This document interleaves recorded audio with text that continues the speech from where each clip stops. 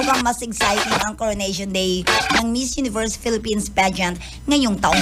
Bukod kasi sa main title na MUPH, mas marami pang reyna ang magwawagi at kukoronahan. Inanunsyo ng pageant organizer ng Empire Philippines na dinagdagan ng 4 additional sites ang pamahalin.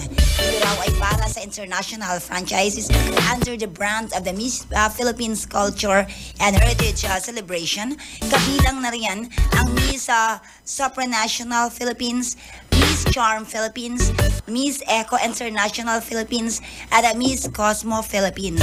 Ayon kay Empire Philippine Head MUPH Organization President na si Jonas, nakukunahan ang 4 additional queens pagkatapos ng official ceremonies ng 2024 MUPH competition.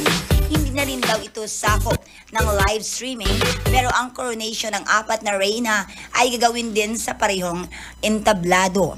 Nabanggit din ni Jonas na wala muna silang pipiliing bagong winners para sa 2 international title holders.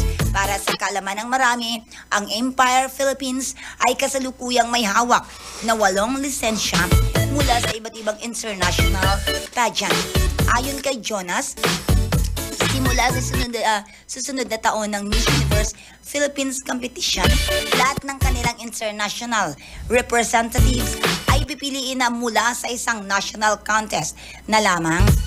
53 delegates ang maglalaban sa inaabangang competition ng Miss Universe Philippines para sa taong ito. Ang Coronation Day ay mangyayari sa Mall of Asia Arena sa Pasay City sa darating na May 22. Ang magwawagi ng MUPH's title ay isasabak sa ika-73rd edition ng Miss Universe pageant na gaganapin sa Mexico sa huling bahagi ng taong 2024. Ayan, nabagan natin yan. Ha?